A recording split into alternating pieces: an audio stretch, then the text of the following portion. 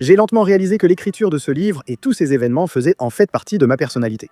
Et parfois, ça se termine bien aussi. J'ai d'abord fait 2 ans de service militaire. Qu'as-tu fait à l'armée? J'étais éclaireur à longue distance. Ce n'est pas non plus comme si ça m'empêchait de dormir la nuit ou que je devais boire beaucoup d'alcool pour tenir le coup. Je constate que je pense plus à ce genre de choses.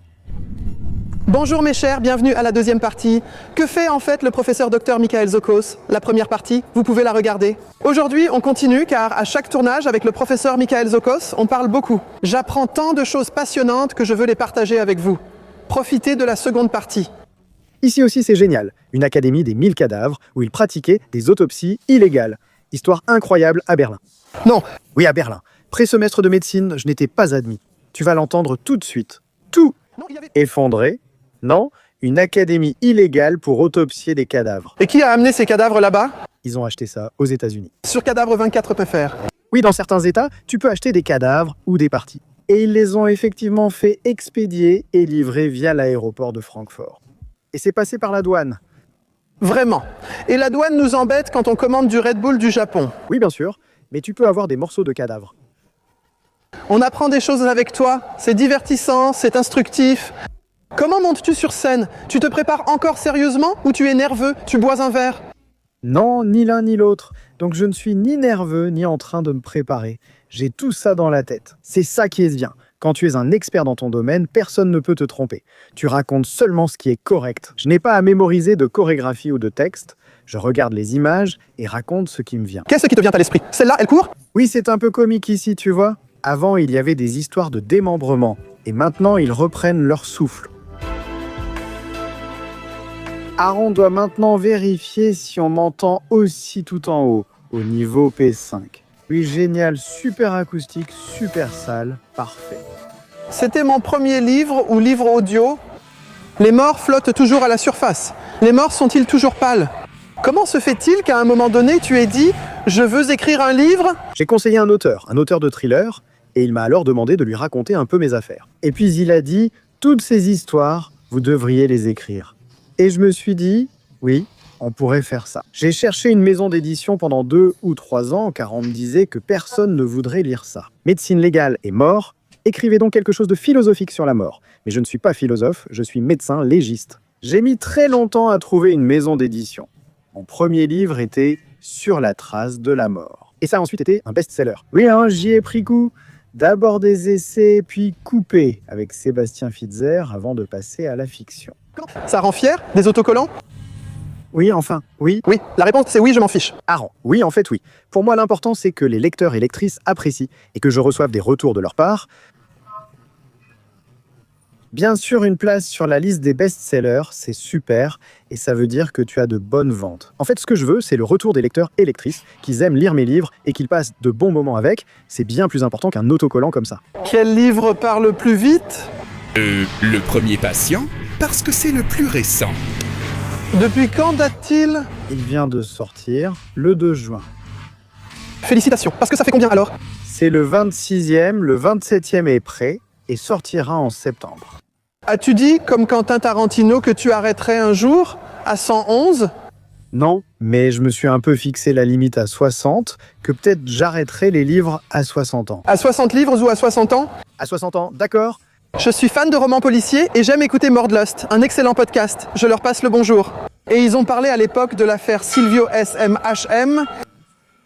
Et il a été raconté qu'il avait mis un masque au garçon pour... Je ne sais pas pourquoi. À quoi servait ce masque? Probablement d'une part pour ses désirs sexuels, parce qu'il ne voulait tout simplement pas voir le visage de ce garçon souffrant. Mais ce masque en latex. C'était un masque sexuel qui ne laissait libre que la bouche. On disait qu'à cause d'un test, il y avait ce mythe. Est-il vrai que tu as dit cela à ton fils? Mets-le et dis quelque chose. Exactement, c'est ce que j'ai fait, mais avec un autre masque. J'ai aussi remarqué des changements au cou chez un des garçons assassinés, difficiles à évaluer. Je savais qu'ils étaient liés à la cause du décès, mais j'ignorais leur origine. J'ai assisté à tout le procès comme expert et photographié toutes les pièces à conviction. Après avoir vu ces photos, j'ai reconnu le stiff neck, la Minerve, sur celle que j'avais prise et j'ai compris que c'était ça. Je me suis procuré exactement la même pièce et j'ai fait l'expérience avec mon fils qui avait exactement le même âge, la même taille et le même poids à l'époque. J'ai reconstitué la scène avec une victime, superposé les images et montré cela au procès. Et cela a été suffisamment convaincant pour le tribunal, car cela expliquait la cause du décès. Quelle peine a reçu Silvio S? Prison à perpétuité, mais sans détention de sûreté ultérieure. Il sera bientôt libéré ou devra rester, cela sera réexaminé. Je pense que les avocats des maires, en tant que partie civile, feront tout pour qu'il ne soit pas libéré. À juste titre? Alors Aaron, je vais me changer maintenant, je vais d'abord mettre une chemise propre. Oui, je vais me changer, en fait. Je serais ravi que tu montes sur scène ainsi. Oui, c'est vraiment trop, tu ne trouves pas? Oui, je trouve aussi. J'aurais dit que ce serait trop si tu saignais encore. Toi, tu me rendrais un grand service si tu faisais un peu le camelot ici. Je sais encore de code bus que tu sais bien le faire. Oui, je sais vraiment le faire. Et que tu encourages un peu la vente de produits dérivés, il y en a aussi. Il y en a aussi. Oui, je peux le faire. Les spectateurs sont là, ils se sont précipités. Et maintenant, on va vendre. Maintenant, on fait du chiffre d'affaires pour le docteur Michael Zokos. Bonjour, je vends maintenant. Qu'est-ce que je peux vous proposer? Tout n'est pas gratuit. Sinon, il faudrait aller au FitSac. Que puis-je vous proposer? Je voudrais un t-shirt. Un t-shirt, voilà, super, génial, c'est tout. Oui, d'accord, je te propose ceci. Tu prends le t-shirt. Allez, je t'ajoute une casquette. Oui, d'accord, faisons comme ça. J'ai rapidement fait une vente. Vous vouliez seulement dépenser 10? Oui, nous avons aussi le sweat à capuche avec le slogan dessus. Il est écrit « Je n'ai pas de cadavre dans le placard, mais j'y travaille ». Dis, c'est vrai, une carte comme ça? Tu reçois un bonnet? Oui, regarde, encore un bonnet pour toi, merci beaucoup.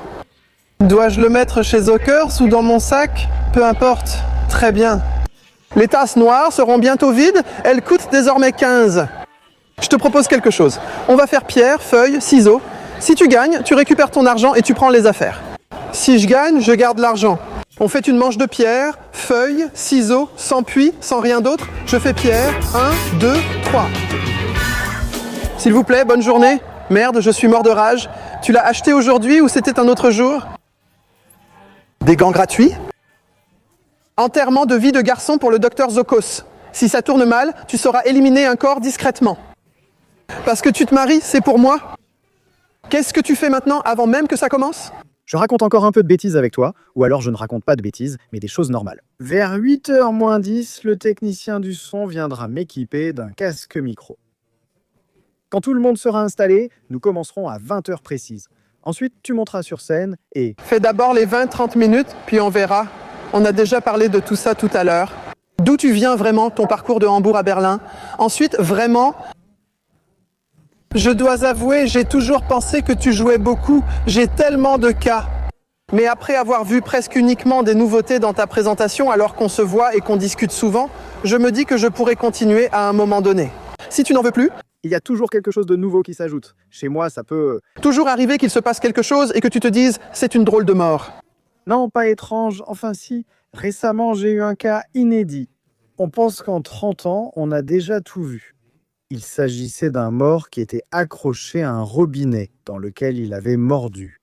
Ce n'est pas une blague, il était accroché dans son évier de cuisine, mordu fermement à un robinet, à ce robinet, et le robinet coulait.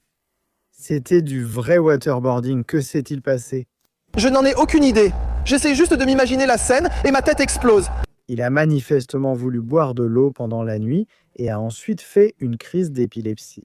Nous l'avons aussi prouvé par une morsure de la langue. Il était également connu comme épileptique. Et il a mordu ce robinet d'eau si fort que ses dents sont restées coincées dedans qu'il n'a pas pu se dégager. Et l'eau continuait de couler. Et il est alors, en quelque sorte... Qu'est-ce que c'est la noyade? Ce n'est pas vraiment ça, que les poumons aspirent de l'eau, mais en fait ce n'est pas une noyade au sens classique. Je n'ai jamais vu quelque chose comme ça. Waterboarding en vrai, ou ce que nous voyons aussi plus souvent ces derniers temps, j'y reviendrai maintenant dans le cours. Décès dans les égouts. C'est ta génération, Aaron. Vous courez tous avec vos téléphones à la main. Non, c'est bien un truc de Facebook. Un groupe ou quelque chose comme ça, ce n'est pas possible. Que des gens marchent comme ça et tombent dans une bouche d'égout ouverte, tu le vois. Tout de suite. Non, elle n'est pas ouverte. C'est le téléphone qui tombe dans la bouche d'égout.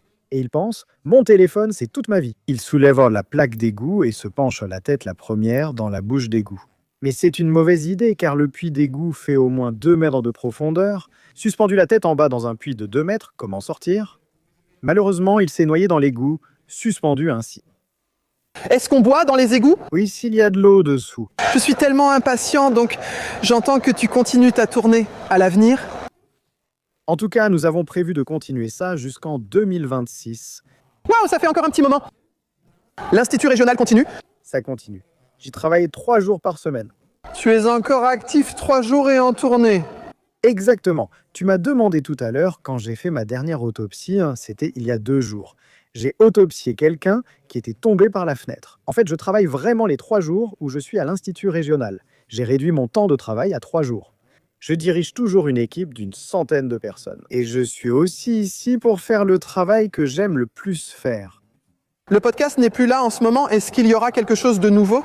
Je trouvais que ça s'était essoufflé. J'ai fait des podcasts pendant 5 ou 6 ans, c'était amusant, mais le sujet s'est épuisé.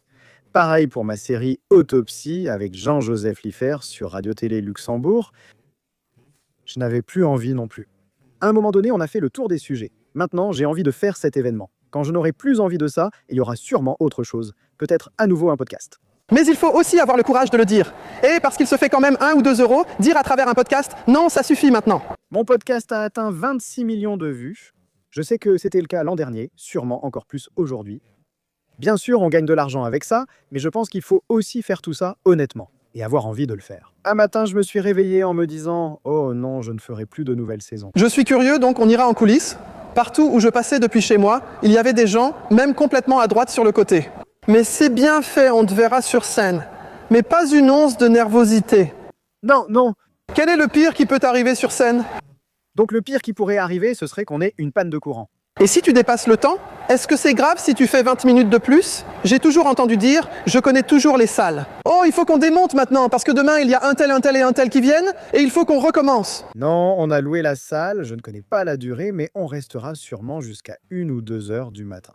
Par nous, j'entends Brian et moi. Je vais signer. Il s'occupera de la file d'attente. Je prends le temps pour tous ceux qui veulent encore une signature. Tout le monde peut prendre une photo, tout le monde peut avoir un autographe. J'ai des autographes à l'infini, des milliers de cartes d'autographes avec moi. Waouh! Pourquoi la plupart des gens votent-ils en Allemagne? D'après les statistiques officielles, décès dus au cœur, et cela est regroupé, et c'est sûrement correct aussi. Crise cardiaque, inflammation du muscle cardiaque, hypertrophie liée à l'hypertension, tout ce qui touche le cœur. Puis bien sûr, il y a les décès par cancer. Existe-t-il le crime parfait? Eh bien, si tu regardes cette affaire de disparition de Rebecca à Berlin, Oui, donc... personne ne pense qu'elle s'est enfuie ou qu'elle est encore vivante ailleurs. Oui. Là, tu frôles le crime parfait, personne ne sait ce qui s'est passé. C'est vrai, mais disons, le crime parfait avec un cadavre. Oui, il faut aussi un cadavre. Non, je veux dire, si ça se retrouve sur ta table, hein? Donc, là, je tue Fabi parce que la facture est trop élevée. Oui, il est sur ta table. Que faire pour que tu ne le remarques pas? S'il est sur ma table, je le sais. Tu dois t'assurer de falsifier le certificat de décès de façon à ce que le corps n'aille pas à la médecine légale. S'il vient chez moi, je me dis « Fabi, qu'a fait Aaron ?» Donc pour la facture, d'accord, tout est passé.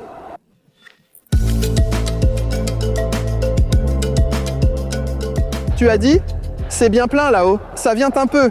Des papillons dans le ventre? Moi, je suis super content. Tu marches et trébuches.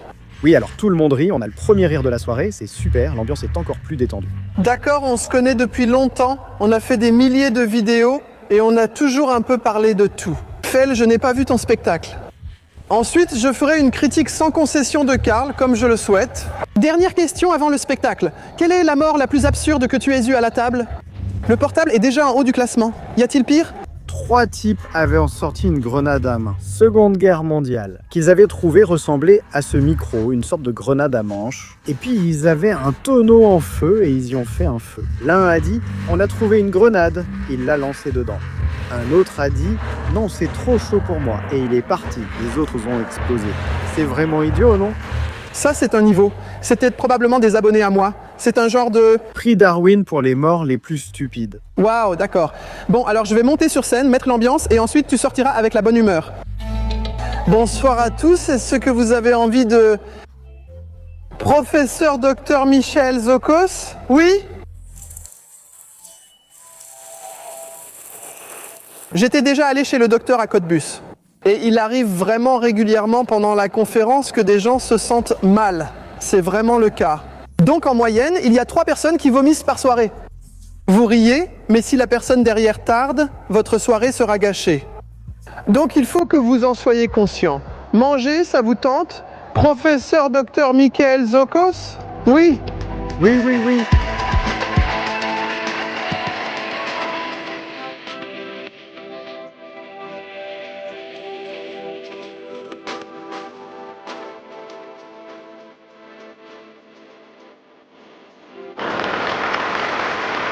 Oui. Mon cher, tu es content? Absolument, très satisfait. Quand tu as raconté l'histoire avec Savio S, tout le monde était silencieux, bien qu'il y ait 4500 personnes incroyables. C'est vraiment incroyable. Le storytelling, c'est aussi savoir les emmener avec toi au bon moment. Et puis aussi, justement, ce soulagement, une sorte de ressenti fichière. Exactement. Après 90 minutes d'action, il en reste encore. 100 minutes d'action, puis au moins 200 minutes de dédicace. Je me demande combien la file sera longue. Oui, voyons voir l'âge avant la beauté. Quand tu vois tous ces gens, la motivation monte. Oui, mais elle n'a jamais été basse. Et alors, comment c'était? C'était très bien. Je suis moi-même infirmière et c'était très intéressant. Oui, ça c'est une réponse. Bon, mes chers, le spectacle est terminé. La file d'attente est vraiment interminable. Le professeur Michael Zokos donne autographes et photos à tous. Je rentre chez moi, j'espère que vous vous êtes amusés. Si oui, n'hésitez pas à le suivre sur Instagram, allez à un de ses spectacles, amusez-vous parce qu'on le ressent vraiment. C'était par moments ambiance calme, mais on a bien ri, ça en vaut la peine. J'espère avoir répondu à la question, que fait-on ?